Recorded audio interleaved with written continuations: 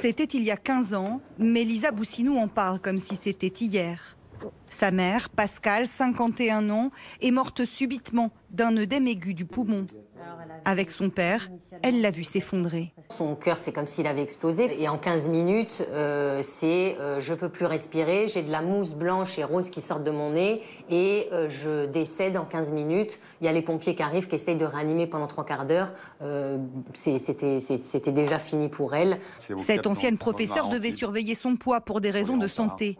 Alors, comme 5 millions de Français, elle se voit prescrire le médicament star du laboratoire Servier. Alors, elle avait pris initialement du Mediator sur prescription médicale de son endocrinologue. Car le Mediator, remboursé par la Sécurité sociale à l'origine pour lutter contre le diabète, était souvent prescrit pour son effet coupe-faim. Ce médicament qui n'en est pas un, c'est simplement un poison dont les laboratoires Servier, les experts de l'AFSAPS savaient la nocivité, qu'ils ont laissé sur le marché pendant 33 ans. C'est inadmissible de se dire que ça fonctionne comme ça en France.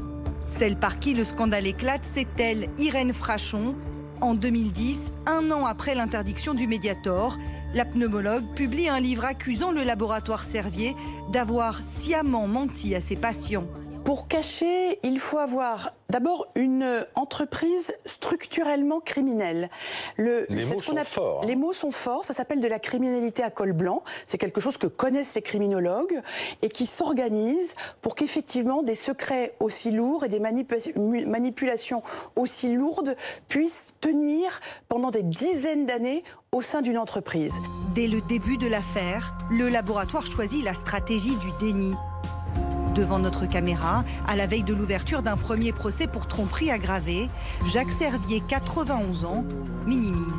Comment on se prépare au procès, le premier procès qui va pas tarder à arriver? Moi, écoutez, on s'en fout du procès. Si vous la fait un petit peu. À sa disparition, un an plus tard, s'engage un tournant dans la stratégie du groupe. Alors que le laboratoire se retrouve une nouvelle fois face à la justice, le successeur de Jacques Servier tient un discours très différent. Mes premiers mots vont pour les patients qui ont souffert du Mediator, sont pour leurs familles. Ils ont vécu et vivent un véritable drame. Et notre laboratoire et moi-même leur exprimons à nouveau nos regrets sincères et profonds. Le groupe s'est doté d'une direction de la communication, notamment pour expliquer le mécanisme d'indemnisation mis en place par le laboratoire Servier depuis 7 ans. On voit que le ton a changé chez Servier. Déjà, il y a un communicant, un dirigeant qui est venu au-devant des journalistes pour dire un petit mot aux victimes, même exprimer des regrets. Jusqu'ici, ça ne s'était jamais fait de cette manière. Alors le changement, il a lieu sur la forme, mais pas sur le fond, puisque le laboratoire continue à dire qu'il n'a jamais trompé les patients au sujet du Mediator. Et ce sera sa ligne de défense durant ces 6 mois de procès. Responsable, mais pas coupable. Pour se défendre, le laboratoire Servier pointe du doigt des responsabilités multiples. Ce qu'il faut bien comprendre, c'est qu'avant 2012, avant le scandale du Mediator, on n'est pas du tout dans la même configuration de l'agence du médicament.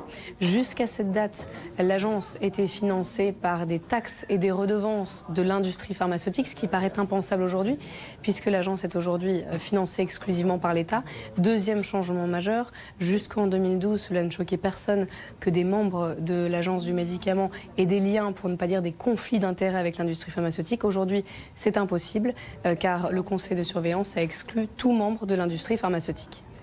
Le laboratoire a déjà versé près de 115 millions d'euros à quelques 3000 victimes du Mediator. Mais il ne semble pas souffrir du scandale.